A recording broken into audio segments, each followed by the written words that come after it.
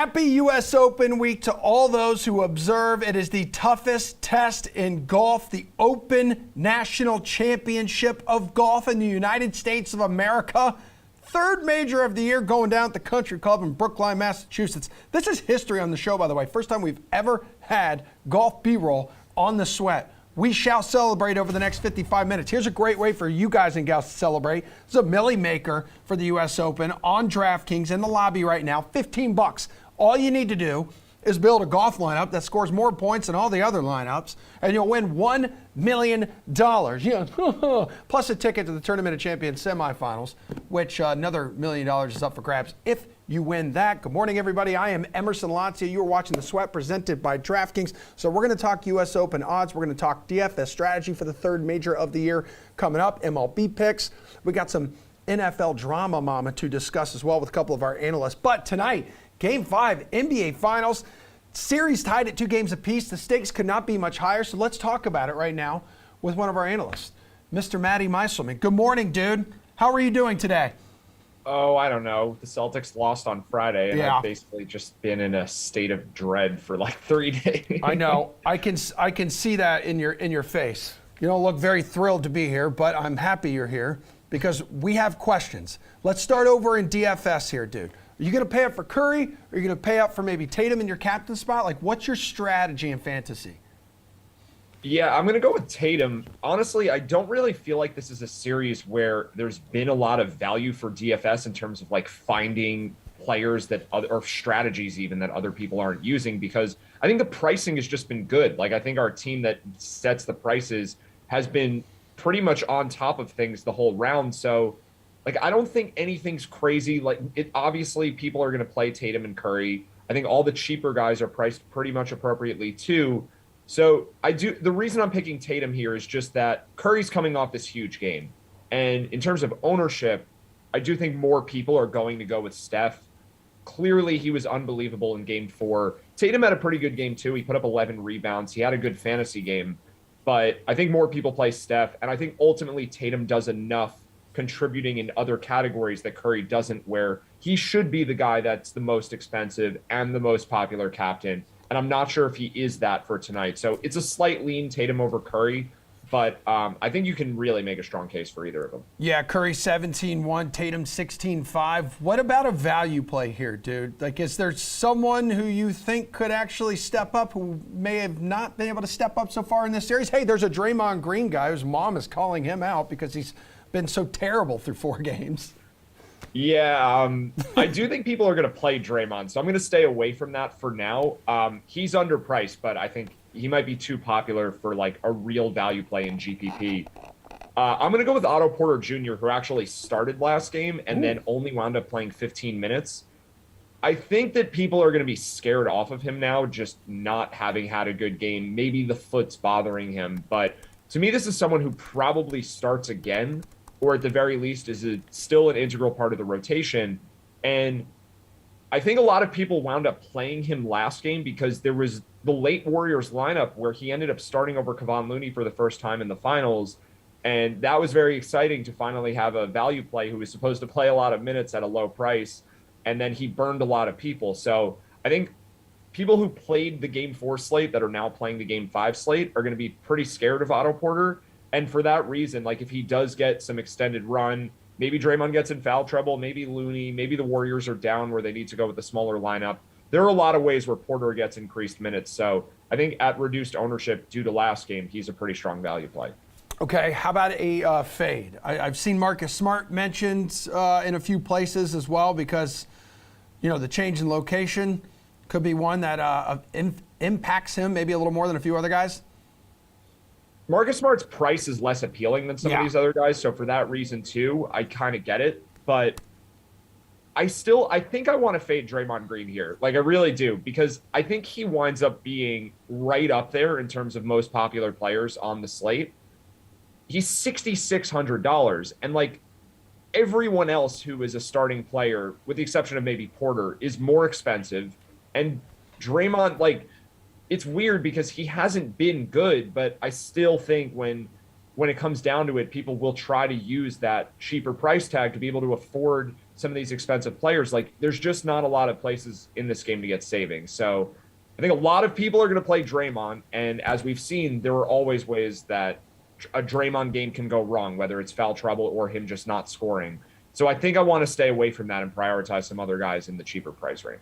I mean, it's been a stat we've seen thrown out there multiple times already. He has more fouls than points through 4 games, right? 18 fouls, 17 points. And again, when your mom's calling you out on social media, that's not good. Not to mention Steve Kerr benching him in a key stretch down in Game 4, Maddie. Let's go to the DK Sportsbook. So the Warriors have been incredibly difficult to top in San Francisco, right, in these playoffs. While the Celtics already beat them once at the Chase Center, how much do you like Boston's chances at repeating the effort? They are currently 3.5-point dogs. Oh, man, I really want to pick the Celtics outright. I don't think I can do that, but I do think they're undervalued. So they're getting 3.5 points here. It's plus 140 on the money line. I think they probably should only be a 1.5 point underdog and maybe plus 110, plus 115 on the money line. So these numbers are inflated. I think a lot of it has to do with Game 2. And then, of course, some of it has to do with the way that Game 4 went. And then also just like the Celtics are undervalued in comparison to the Warriors. I still believe that despite the way the series has gone. I still think the Celtics are the better team. So I don't know that I would say the Celtics are going to win this game. I probably wouldn't say that. But I do think the numbers are not giving them enough credit. So I think there's value there either on the spread or the money line.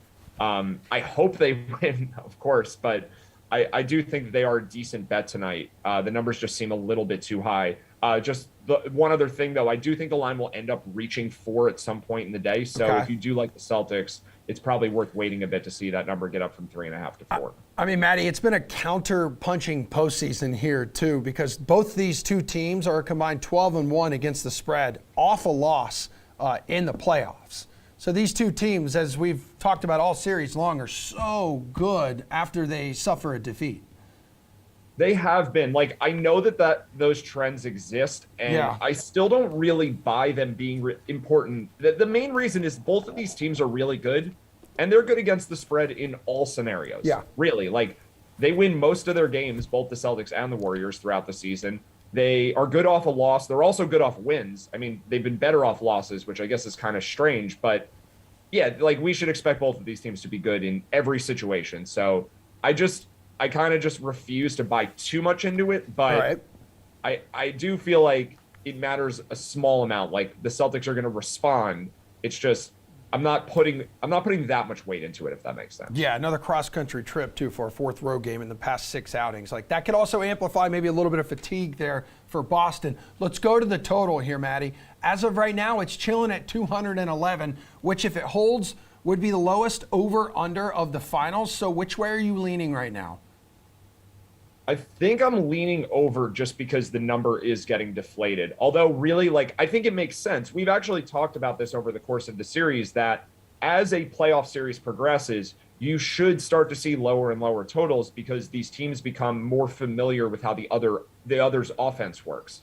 So we had a total that was as high as 216 earlier in the series. Last game was like 213, and it's coming down, and I think that is accurate. What has me leaning towards the under more, though, is I think we're going to actually see both teams start to play bigger. Yeah. At least a little more than they have, just because that's what's been working. Like, Kevon Looney's been really good, and Robert Williams has also started to play really well. And these combinations where both Looney and Draymond are on the court, and Robert Williams and Al Horford are on the court, I didn't expect to see much of that before the series, but it kind of seems like we're going in that direction where those are just the most reliable players that those teams can choose. So having 2 bigs on each side is going to lead to a lower scoring game. And I think it does make sense the total is dropping. Okay, yeah. And then you also got like Boston, who really needs to start like pestering like Curry at the 3-point arc. So if they start to do that, Warriors could find themselves with maybe a little more space to operate on the interior as well. I got one more for you. I need to know some player props here in the DK Sportsbook that catch your eye. Talk to me. Okay, I'll just give 2 quick ones. We have Robert Williams at 7.5 points. 7.5 points plus 115 to the over. His minutes are ramping up, and he's kind of a matchup nightmare for the Warriors. So I think the combination of lobs and tip-ins and all of that Williams should have a point total that's more like 8.5, 9.5, something like that. I don't think he's getting enough credit. So I like the over for Robert Williams. And then Jayson Tatum, Finals MVP, plus 170. The odds have obviously increased because the Celtics just lost game 4. But I still think that's the best way to play, whether it's the series line or just, a player future. Like, Tatum, I think, is well ahead of Brown just because of the all-around game he has. And I still think that that's a really good number for him to win MVP. All right, good stuff, Matty. Well, Woo-saw here, dude. I wish you the best the rest of the day. Relax. Should be a fun one tonight for sure. We will talk some golf right after this because there's a Millie Maker available. The third major of the year is here in our backyard, the Country Club in Brookline. And we got a couple analysts here to dive into odds and DFS strategy right after this.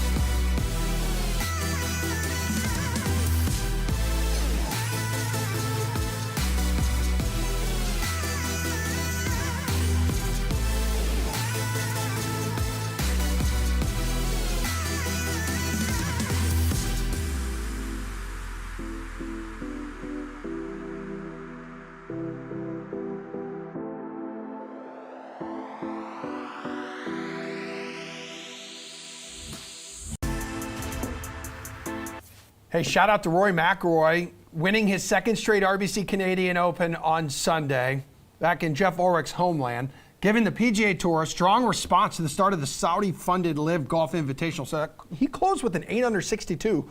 Look at the scorecard on your screen to win a wild race and a wild finish between Justin Thomas and then Reed T. Fowler's Tony Finau. We got a couple DraftKings contributors here to kind of dive into the U.S. Open, but also I want to look back at what went down over the weekend. So Jeff Ulrich, Colin Sherwin, what's up, dudes? Good morning to both of you. Jeff, best part, if you ask me, afterwards, after the win yesterday, Roy says, this is a day I'll remember for a long, long time. 21 PGA Tour wins, one more than somebody else. A dig at Greg Norman, obviously, who said last week that Rory had been brainwashed by the PGA Tour. Like, it's the best. Golf is the best reality television on television right now. Prove me wrong, Jeff. Yeah, I mean, I guess like the maybe like I don't even know. I mean, I feel like Rory probably would have been better just to ignore these guys, which is like what I feel like the PGA Tour should have done in the first place. But yeah, it's fine. I mean, if he wants to take his digs, it is kind of personal for Rory, like you said. When somebody suggests you've been brainwashed because you've been playing in a place where you've built your career, it's obviously you can understand the personal animosity at stake here. So I don't really blame Rory, but yeah, I do feel like at this point, like, the PGA is kind of just making this a bigger story than it needs to be. Like if they had just ignored them from the start. But hey, we're here where we are. And you know what? It doesn't matter because it's the U.S. Open this week. Hell yeah. And all the best players are on the PGA. And that's mainly where you're going to be rostering them anyway. So just another week where the PGA is probably going to be able to show its superiority, which it clearly did on Sunday with what was a pretty great final round. Oh, it was amazing. I mean, Colin, it really was the best response imaginable by the PGA Tour following like a dramatic week there. Was there something like you took away from what we saw in Canada that, you're using maybe when you're looking at Sportsbook or DFS like this week for the U.S. Open? Yeah, the guys at the top of the board are really, really good. Yeah. I think there's an elite 5 or 6 guys right now that are just some of the best in the world. And yeah, to get into that class until you play your way in, I don't think we can give it a lot of credit down the board to anybody to try and win this thing. I got a couple of guys that I'm going to take a flyer on this week. But that, trying to match up what's going to happen at the Canadian Open with what's going to happen at Brookline, these are 2 totally different courses. Jeff and I think finally Jeff and I saw the scores we were kind of expecting on Sunday when Justin Rose goes out and fires at 60. Oh There were God, a couple how Should many? have been a 57. Dude, really. What was that? It was like 4 eagles, didn't he? Did he card 4 eagles, but he had a couple bogeys in there? Is that what it was? Yes. He made double. I can't even remember. Yeah, he made bogey on 18 in just a total choke. I mean, Yeah. how can you choke and shoot 60? Yeah. But he totally choked it away on 18. But it still ended up, I think he still finished top three or top 5 this week, which is incredible. So, this court, I think, what we see at the Canadian Open, that's just the best players in the world being the best players in the world. You're going to need a specific skill set to win at Brookline this week, and that's going to be ball striking. Okay. This is not for drivers. This is for guys who can put the ball in space and not even fire at flags, but put themselves below the hole so that they're putting uphill. That's what you want this week. All right, I'm glad you touched on that. So Jeff, tell me what else we need to know about the Country Club in Brookline here, because it's the first time that this place has hosted the U.S. Open and since the late 80s here, because it sounds like it's going to be living up to being the toughest test in golf this week. Based off the videos I've seen on Twitter, these greens look ridiculous. Yeah, it's going to be a little bit of a different U.S. Open setup. I think it's not going to be necessarily super long. I don't think. I mean, it's a 7,200 yard par 70. So for the players, I mean, it's not overly long. I mean, we're not 7,500 yards for a par 70. I think that in a lot of ways, this course is going to set up similar to what we saw at Pebble Beach, where they're taking a shorter classical course and they're kind of going to grow out the rough and trick it out a little bit. It's still going to be tough, like you said, but it's going to be tough in different ways. It's more about placement. I agree 100% with what Colin said. You see some of the things with the fairways. You hit it in the wrong spot in these fairways. It doesn't just roll into the thick rough. It'll roll into the water or things like that. So a lot about placement this week. I think it's going to bring a little bit more of the field in this year. Now, we say this sometimes about the U.S. Open, but it's still, those guys with the power do have a little bit of, obviously, a little bit of an advantage just because they got the higher ball flight. They're going to be able to hold the greens more. But it's going to be a really interesting setup. And I think it's going to be, again, not one where it's necessarily more of a bomb and gouge, but, you've got to know your way around the course. And ball striking, obviously, smaller greens. But I think a more nuanced all-around game could obviously contend here as well. So really excited to see how this course plays. Again, a bit of a shorter par 70 and just looking like a bit more of a placement course than necessarily pure power. Yeah, and Jeff, I believe they're working in holes from all 3 of the 9s that they have out there, including there's a par 5. Here we go, the 619-yard 14, one of the hardest par 5s that I think. The course has been completely rerouted for this U.S. Open. They're just basically taking holes from all around. They just made an 18 holes, which is kind of cool. Yeah, no, because it's sweet. It's going to be very unique in that way, right? I mean, they're not just making the course and here's a couple bad holes to throw in, but it's everything is unique. So it should be a really cool setup for sure. And DraftKings, as you guys know, we have a millionaire contest available for golf's 3rd major. So it's nearly $3 million in total prizes. That's more than the actual winner here of this event that's going to take home. $1 million to first place. It's just $15 to enter. So check it out, everybody, right now while we give you some strategy, some tips here from these guys. I mean, Colin, you kind of mentioned the type of golfer that you want to target. So can you help me out here for anyone who's trying to get this $1 million win? Any strategy here that you recommend in DFS? Yeah, I'm going with ball strikers. I'm going with guys who I think can put the ball on the right side of the green and roll in a few putts. That's going to be the challenge out here. The 7,264 yards.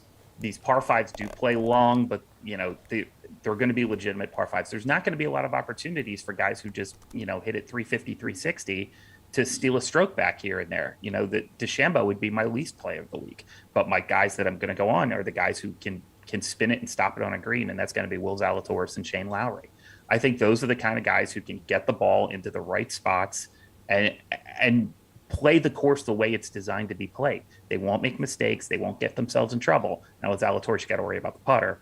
But I think these are the 2 guys that I'm going to be looking at because I'm looking for ball strikers this week. Well, it's interesting you mentioned DeChambeau because, Jeff, I've read that because we all know he won the U.S. Open at Winged Foot a few years back. I heard that course is awfully similar to what we're going to see this week. It is in some ways. I mean, I think that the Country Club will definitely prove to be a little bit tighter just in terms of from the off the tee in a lot of respects. It's going to be a little bit more target golf. So it is, Gil Hanse redesigned both, but Winged Foot was a little bit more expansive in my opinion, did have some smaller greens, but I don't know. I think that this one will definitely, and also yardage. Like you just look at pure yardage. I'm pretty sure Wingfoot played like over 7,400. So I think that from a lot of respects, the Country Club is going to be like a little bit more place. I think it's going to bring guys. I think like Zalatoris probably it's a good setup for him. I like Patrick Cantley for a lot of the same reasons we've been talking about. Last time out was great throughout the bag. We know he can ramp it up with his irons. And where's he had success? Hilton Head. He's had success at Pebble Beach. I think that just dialing down the power aspect helps a guy like Cantley out, who's just got a more refined game. He won't be scared off by the smaller greens. He'll probably welcome it. So I know Cantley lets us down in majors a lot, but I got to go back to him here. I think this setup is absolutely perfect for a Patrick Cantley breakout this week. I was going to say, his last two starts in non-majors, he had a solo second and a T3rd. His last two starts in majors, as you just mentioned, he's kind of let us down a little bit. T39 and a you miss. Take out the majors this year, Patrick Cantley has 6 top 10s and a win at the team event. Like it's a really good year that's kind of just going under the radar. Jeff, is there anyone else whose salary stands out to you as some good value? I mean, look, it's a major championship week. So obviously for DFS, we know what we're getting at this point. It's a deep field. You're just going to get guys down the salary chart where you're like, usually this guy's 10K. What's going on here? To me, the biggest value out there, I mean, look, we could talk about a million. It's Sam Burns at 8,300. This guy is just so cheap. And he's sandwiched between Fitzpatrick and Finau, who if Burns wasn't in that range, we'd probably be talking about them. But like, unfortunately, Burns is just better than these guys. I mean, he's just better than Finau and Fitzpatrick because he can actually compete. He wins. Yeah, like a T8 with Fitzpatrick and Finau, those are great. But like Sam Burns can get you a win at 8,300. That's how good he's playing. He just beat Scotty Scheffler, like the hottest player in golf a couple weeks ago. So for me, Sam Burns at 8,300. I mean, I talked about liking Cantley at 9,200, but the fact you can get Burns at $900 less than Cantley this week, that is just ridiculous. So that's a player you're really going to have to make a stance on this week. That is chalk. I really wouldn't mind eating because I just feel like the upside with Burns is so immense.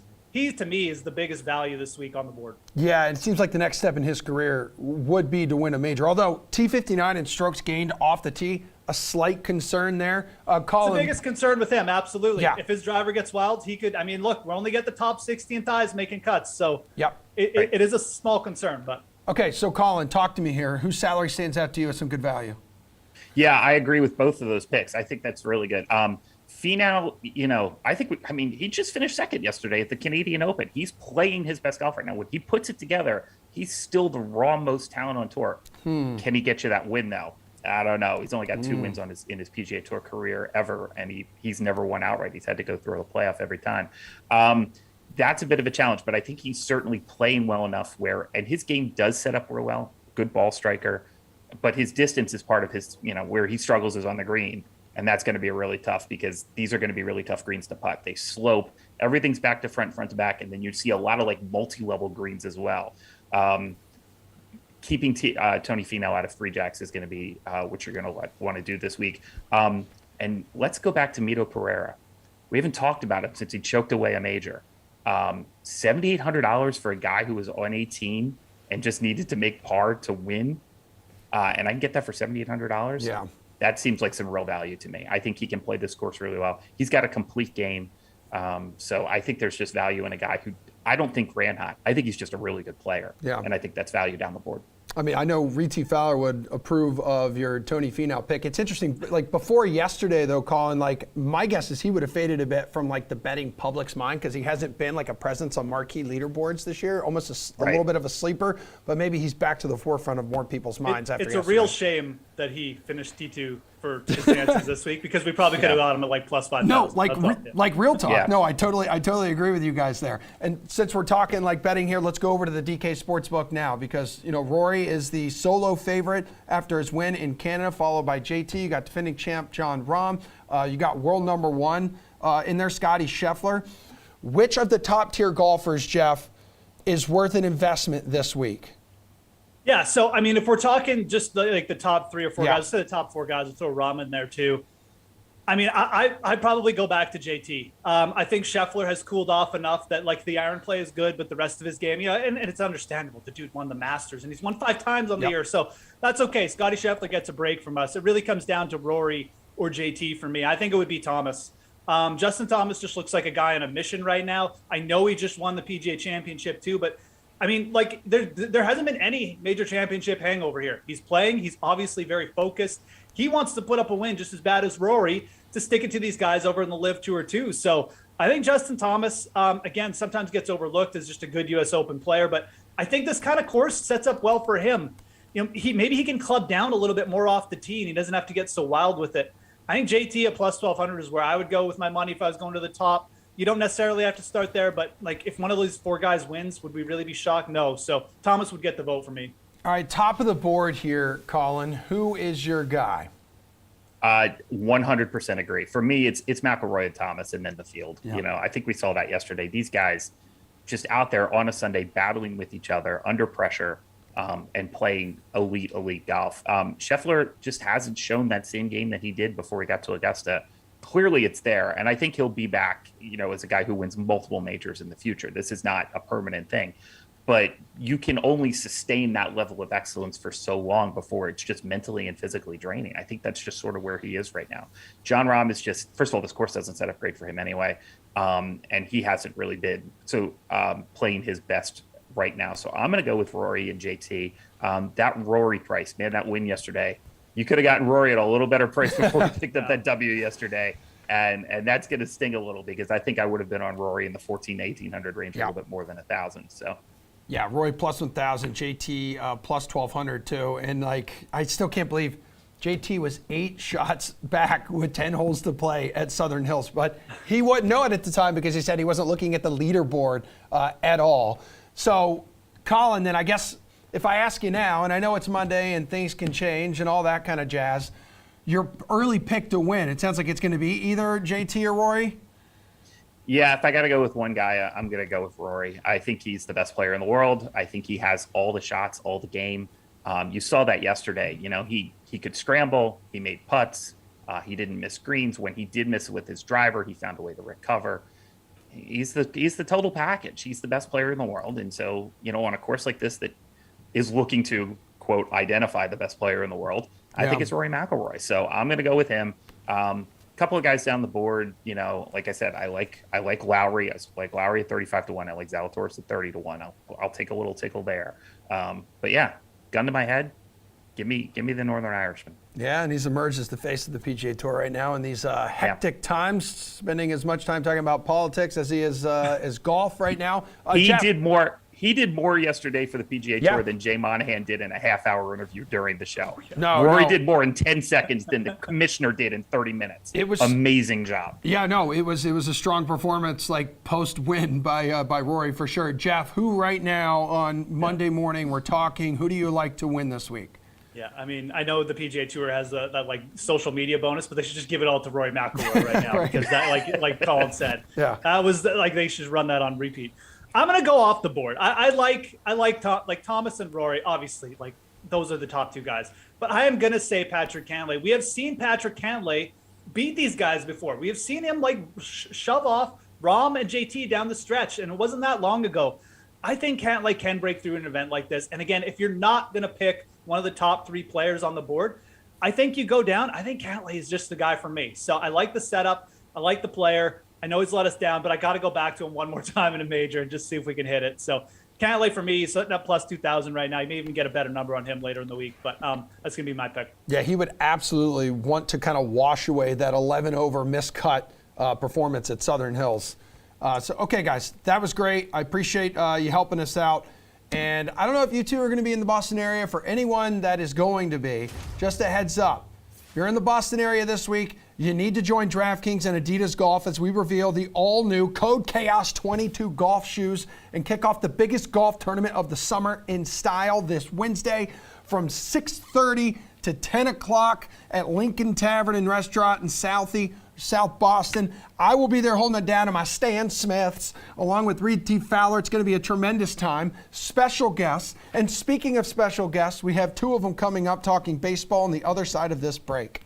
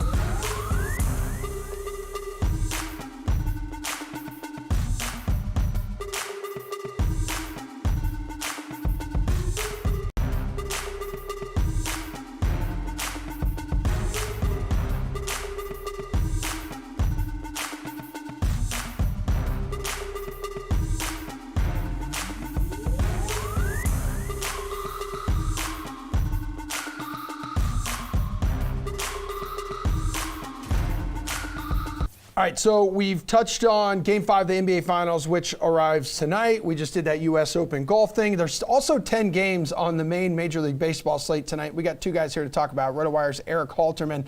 We got Paul Bruno here in the house as well. So let's cover the bases. We're talking DFS and Sportsbook strategy ahead of this slate. Let's go first base. Paul, hook me up with your favorite pitcher tonight, dude. I'm going to get chalk all over me in this segment. Woo! My first one this season. Go easy on me, guys. Okay. Alec Manoa versus Baltimore at home. Yes, please. The guy's 7-1, 181 ERA, over 62 and 2/3 innings. The strikeout to walk ratio is outstanding. He is must-watch TV if you can tune him in. Very entertaining guy to watch. He's got Kyle Bradish on the other side for the Orioles, giving up 10 homers and only 37.2 innings pitched. I know we're early, but I want somebody to tell me why Menaw wouldn't be the Game 1 starter for Toronto in a playoff series later this year. Marlins pitcher Sandi Alcantara, $10,200 is his price tag, performing like a throwback to an earlier era, folks. Look at him over his last six starts. The innings pitched 9, 7, 8, 9, 8, 7, allowing a total of 24 hits and only 3 earned runs while striking out 46, walking 8 over those 48 innings pitched. I only remember seeing numbers like that when I had my best years in Stratomatic leagues from a couple of my starters years ago. And then finally, Yu Darvish versus the Cubs. A little less chalk. He's only $8,400 out of the other big boys, but the right-hander now owns a 3.61 ERA, a whip just a shade over 1, which is rare these days. The nice strikeout to walk ratio across 11 starts, and he's facing a Cubs team that's on a 6-game losing streak. All right, hook me up, Eric. Who do you like as your favorite pitcher tonight?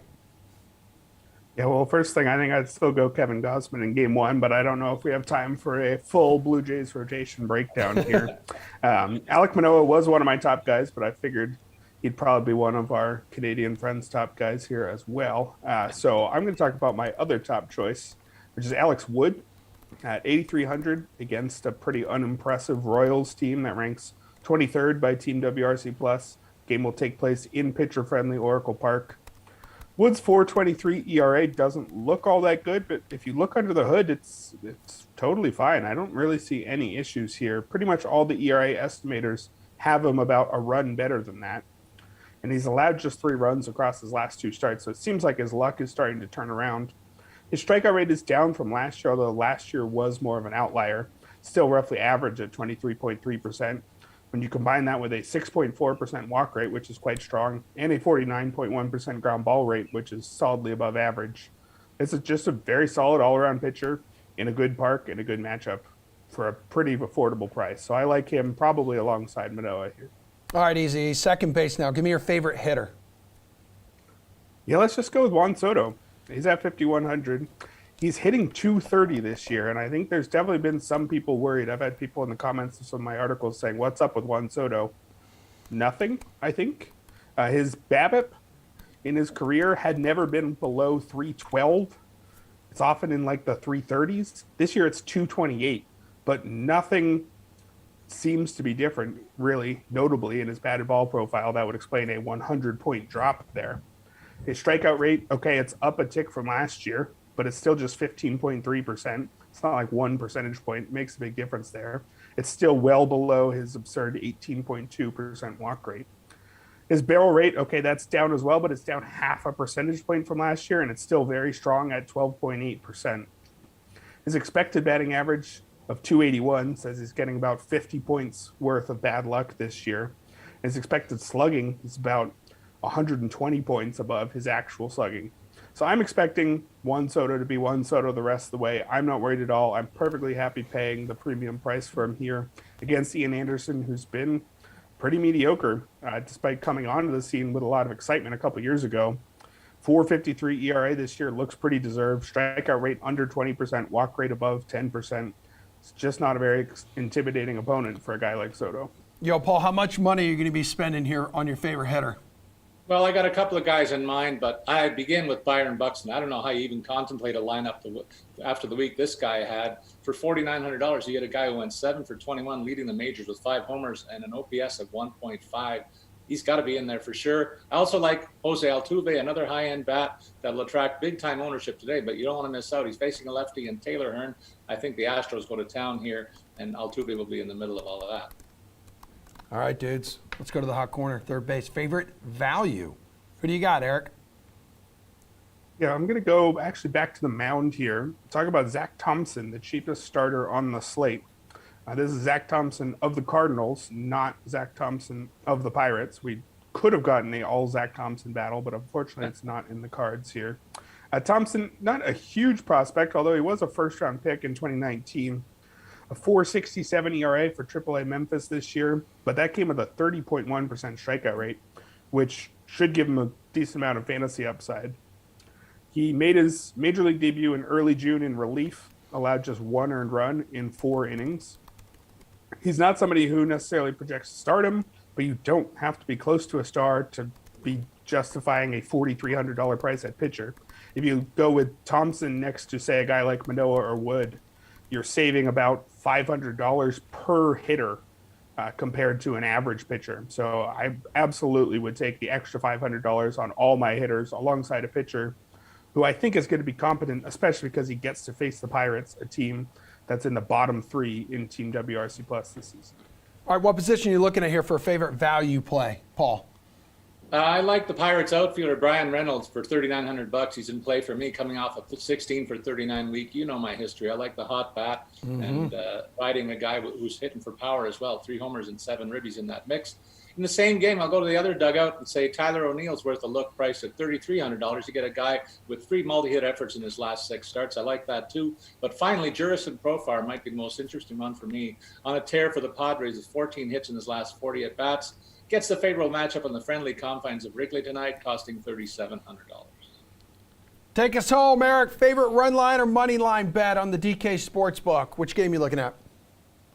Yeah, I'm liking Padres minus 30 at the Cubs. I'm not sure if the odds makers have watched the Cubs recently. Over their last 7 games, they've been outscored 8-3 on average. They've been, sending position players up to the mound who are throwing 33 miles per hour or whatever it is. It's been ugly here in Wrigley, and I don't see that turning around in this matchup. Yu Darvish isn't what he once was, but he's still fine. 3.61 ERA is about in the middle of what the ERA estimators say. Strikeout rate is down to just 20.1%, but he's not walking guys, 5.6% walk rate. He's been up and down throughout the year, but he's coming off a very good up against the Mets in his last start, allowed just 2 hits and 7 shutout innings. Justin Steele on the other side, I don't see a lot to get excited about. Maybe he has a future as a back-end starter, but nothing more than that. 4.79 ERA on the season is a little worse than the ERA estimators, but about a slightly below average strikeout rate with a very high 12.3% walk rate. Not a lot there. I don't think he's the guy to turn around this skid for the Cubs. All right, Paul. Favorite run line or money line bet? Where are you going? I like the hot pitcher of the Marlins. Back to Alcantara I go to continue his recent role, leading the visitors to a win in Philly tonight for the plus 115 on the money line. I expect the Astros to have their way in Texas, as I implied earlier, so take the visitors minus 1.5 for the plus 100 on the run line. And then I look for an old-fashioned pitcher's duel in Philly. We haven't seen too many of those all year, but there's 2 solid guys on the mound, so I'm going to go to the under 7.5 prop in that one. All right, we got extra bases here too. Paul, favorite player prop you like on the DK Sportsbook right now? Well, I watched Vladdy Guerrero on the weekend, and he'd been in a slump for about a month, guys, and looks to me like he's about to go off. He had 5 hits over the weekend. I say he goes deep tonight for that plus 300 payoff. He loves facing the Orioles, and they're going to take the visitors to the woodshed tonight, I think, in Toronto.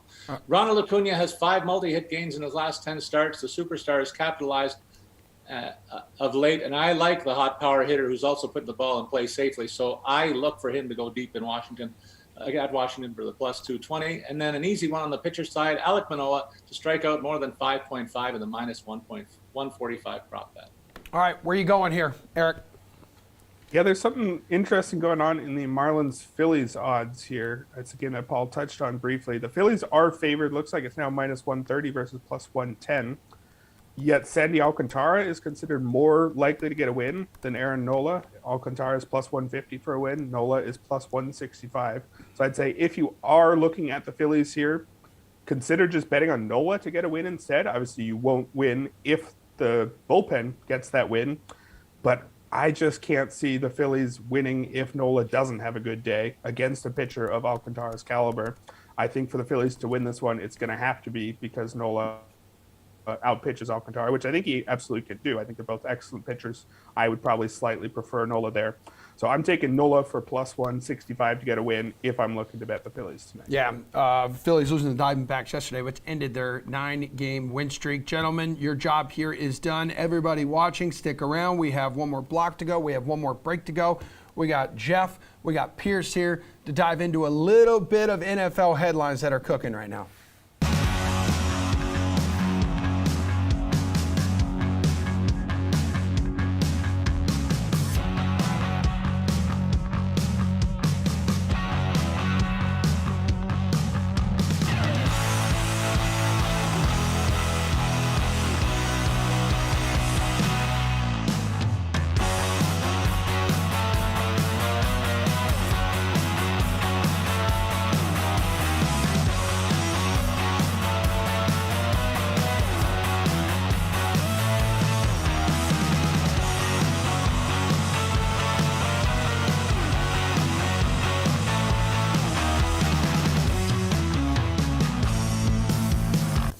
All right, the NFL offseason, it is hot. It is cooking, as are the storylines. And Pierce Dietrich, Jeff Ulrich here to answer some award-winning questions. It's NFL spin move. So we're going to put a DFS and sportsbook spin on some of the latest NFL news. First bit of news last week. How about the Raiders here, guys, extending Hunter Renfrow? 2 years at $32 million. Had his first career 1,000-yard season, added 9 touchdowns. He was Derek Carr's favorite target. However, Davante Adams now in town. So, Jeff, how much will that eat into Renfro's fantasy potential next year? Yeah, just a touch, just a wee bit. I think here. There's no way Hunter Renfro's getting 9 touchdowns this year. I feel very confident in saying that. That's going to be, I think, the biggest thing with Davante Adams there being such a good red zone target. The 1,000-yard season is interesting. I mean, he could push for 1,000 yards again. It's Josh McDaniels. Let's not forget. It's the guy who brought Julian Edelman and Wes Welker to fame in his offenses. So I think that Renfrow is still going to be a big part of this offense. I just think that you've got to play the fact that, like, Davante Adams is obviously just going to be a target hog, probably 150 plus again. So Hunter Renfro's target's going to go down a little bit. I definitely think his touchdown is ripe for some huge regression. But, you know, the yardage and receptions will still be okay. It's just not going to be quite what it was last year. So look for just slightly below average, below yardage and reception versus what we got last year. And then, again, I think you're going to see more in like the 4 to 5 touchdown range for Hunter Renfrow. Okay, Pierce, how close do you expect Renfrow to come to these numbers, that career year he had last year? Not very close. From a season-long perspective, I don't think you can roster the guy. I mean, you can take him in late-round picks, but DFS-wise, it'll be a week-to-week situation. Maybe there's a specific matchup where the other opponent specifically suits his playing style and he can get a lot of underneath routes, or they got a lockdown corner that's going to be focused on Davante Adams. Maybe that will open him up. But for most weeks, it's just not going to happen. He's not going to get 120 targets. He's not going to get these touchdowns. And if he does get that many targets and that many touchdowns, then there's probably a problem with this offense. Either Adams is injured or there is a serious issue. And if there's serious issues in this offense where he's getting 120 targets, it's probably not a good thing to be rostering Hunter Renfrow. Maybe the AFC West turns into a shootout division. There's some pretty good offenses there. But there's also some pretty good defenses. Long story short, there's no way that he gets close to this number again. All right, Pierce, how big of a fantasy boost are you giving Mac Jones right now, following all of these reports coming out of camp that says he has gained a better grip on the offense? His deep balls have greatly improved. I would expect just about everything to improve. He'll be better at throwing deep passes. He'll be better at throwing intermediate passes. He should have a better grasp of the offense and just the NFL in general. All that's going to happen as he gains more years and more experience. But even with that being said, it doesn't mean that he's going to be DFS relevant. So what we're looking for is a team that scores a lot of points. It's not really the Patriots right now. We want a high-powered, through-the-air offense. That's also not the Patriots. We also want mobile quarterbacks in DFS. That's not Mac Jones. He doesn't really check the boxes that we need checked. Is he going to be better this year? Yeah, but is he going to be DFS relevant? I don't think so. I mean, just look in the red zone. At the very least, we want Mac Jones to toss the ball around in the red zone. He ranked just 14th in pass attempts in the red zone. Tom Brady, Josh Allen, 50 more pass attempts in the red zone. I just don't know what world you have to live in to consider Mac Jones over those elite options. I mean, Jeff, you know Belichick's going to protect Jones while he blossoms here. Made the Pro Bowl. Teammates are talking about his intangibles. It's all for nice storylines. And I mean, if you're a Patriots fan, you got to enjoy hearing it. But like the Patriots are going to be what they have been, what they were last year. They drafted another running back. That's pretty much all you need to know. They already had Damian Harris, Ramondre Stevenson, and they actually drafted another running back. This team wants to run the ball. They want to make the game as ugly as possible, as Spears alluded to. They do not want to throw the ball in the red zone. They got Devontae Parker. I don't even know why they got him. I don't even think they'll need him because he's probably going to get like 70 targets. Mac Jones being better is fine. And look, obviously we're a daily fantasy site. There maybe are matchups here where, you come in the year and Mac Jones and Devontae Parker will end up as like a nice contrarian stack, but you do not want to go down that route very often. You do not want to be chasing Mac Jones all year in DFS, and you certainly don't want to be starting him in season long. It's just going to lead to disappointment. The volume's not going to be there. This is not the kind of team that's fantasy friendly. I'm not even sure who or what Patriot I would necessarily be targeting this year. I mean, the backfield is a mess. Parker gets injured all the time anyways. Yep. Jacoby Myers, maybe? I don't know. I just like the Patriots are a team for fantasy purposes. We're just not going to need to talk much about. We will because, they're in Boston. But Yeah, they're also on a ton of showdown slates too, so Yeah. that's true. I mean, you've got Showdown. like the Adam Always Kaufman. forgot about the showdown. You've got the Adam Kaufmans and the Brendan Glasheens of the world just gushing over Mac Jones. Meanwhile, the Colts media just can't stop talking about, Matt Ryan, and since he's been a Colt for like a week, The Colts, by the way, falling short of a playoff spot last season because of America's team, the Jacksonville Jaguars, destroying them in Week 18. So many expect him to be a playoff contender again this year, Pierce. Obviously, there's Jonathan Taylor. What's the fantasy value for a rejuvenated Matt Ryan? I think the first thing we should do is go back through those beat writers and see what they said about Carson Wentz. Were they gushing over him? Yeah, it's true. If that's the case, then we may want to take this with a grain of salt. Matt Ryan's going to be fine. They'll play well. It's an upgrade over Carson Wentz. I don't know if it's a massive upgrade just based on the system that we expect from the Colts. There's going to be weeks, where he's cheap and the matchup's going to be right, but we're looking for a specific matchup. If it's just a bad defense, then it's probably going to be a Jonathan Taylor week. You don't want old man Matt Ryan really slinging the ball around up a touchdown or 10 points in the third and fourth quarter. Just feed the ball to Jonathan Taylor. So we kind of need it to be a bad matchup or just a team that struggles against the pass and is good against the run. So there's only going to be very few weeks. And I also don't really trust this wide receiver core. And then we talked about this with the Patriots in terms of game script. The Patriots just want to run the ball. The Colts, if they do get ahead, they're just going to run the ball. I have a hard time imagining that Matt Ryan is going to have an amazing season. In the end of the year, he'll have good numbers, but I don't expect him to be a top 5 quarterback every single week at all. All right, Jeff, working with, Frank Wright, who's known to get the most out of his quarterbacks, unless it's Carson Wentz. And then, he has a dangerous supporting cast there, too, in Indy. Let's not forget, Michael Pittman there. So some consider Ryan undervalued.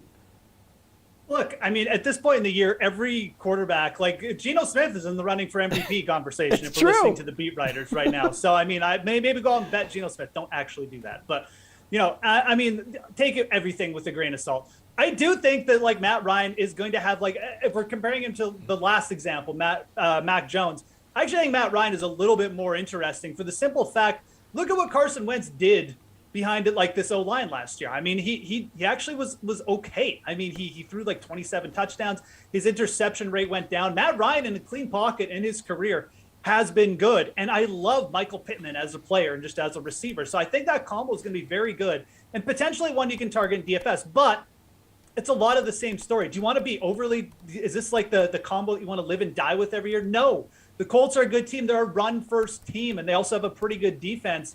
It's just going to lead to a lot of boring weeks, unfortunately, where it's just Jonathan Taylor gets 150 yards. The Colts win 24-17 or something. Matt Ryan throws 200 yards. So Matt Ryan's fantasy relevance isn't going to be that good. Could he be more efficient than Carson Wentz for the Colts? Yeah, absolutely. I think he will be an upgrade for them, and I think it's going to work out nicely for them. But I'm not expecting gangbusters here. I'm not expecting a 40-touchdown season. So Matt Ryan is going to have some relevancy some weeks in DFS, but for season long, maybe as a backup or something. All right, well, some other big news with quarterbacks around the league here, guys. You got executives and reports that say Jimmy Garoppolo and Baker Mayfield are likely going to be released, so every team knows that those players are going to be available then, which probably gives them no leverage in trade discussions. Both have been excused from their current mini camps. Like, Jeff, is a release for both these guys the most likely outcome in your eyes? Yeah, and look, kudos to every other team in the NFL for not taking the bait and like taking on these contracts. These are ridiculous. Like, you don't need to take these quarterbacks. I think finally, like the Carolinas and the Bears and all these other teams and the Seahawks, they just finally realize it's like, we're not really upgrading here. If they're on the open market, sure, we'll bring them in, but we ain't taking like the 18 mil. Sorry, San Francisco and Cleveland. So, yeah, these guys are getting released, in my opinion, because there's just no other option out there. Carolina's tried to make it work, tried to maybe like just take a little bit of money, but Cleveland's still obviously asking for teams to take a big portion of that salary. I think you'll see both these players released and very soon. I think that Baker Mayfield has a great chance to end up in Carolina.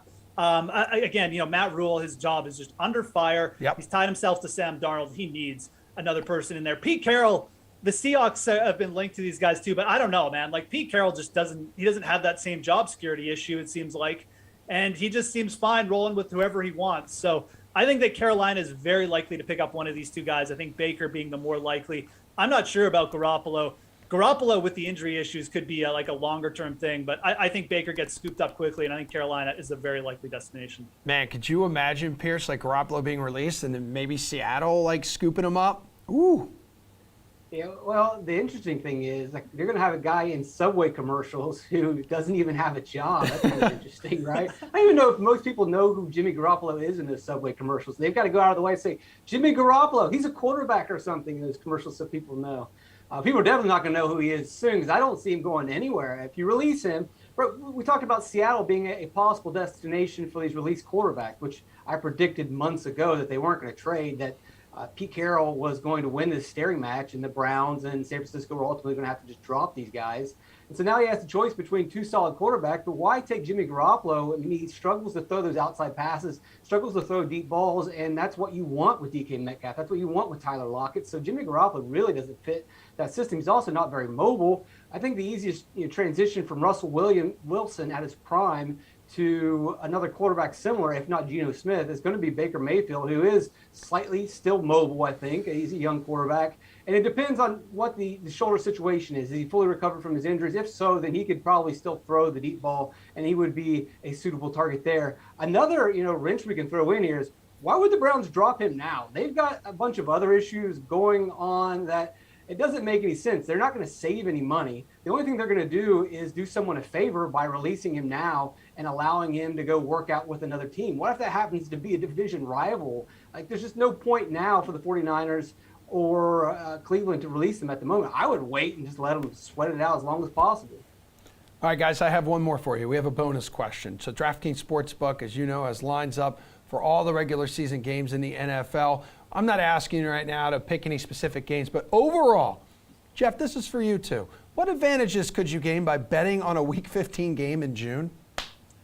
Well, I mean, if you're going to do this, you think a team is extremely undervalued at the moment. So take Pierce's Detroit Lions, who he obviously thinks is going to be a Super Bowl team next year. You look at the lines; they're underdogs in most of the games. You say, well, I mean, if I can get them at like plus 300 versus the Packers late in the year, and I think this team is going to the Super Bowl, maybe I should lay down some money now. Now, that's not exactly, obviously looking ahead to Week 15, you don't want to do that. But we're taking the Lions as an example, team I actually like, maybe to finish 500 next year. They are playing the Seahawks, who are starting Geno Smith in Week 4. Detroit only minus 120 at home on the money line versus the Seahawks.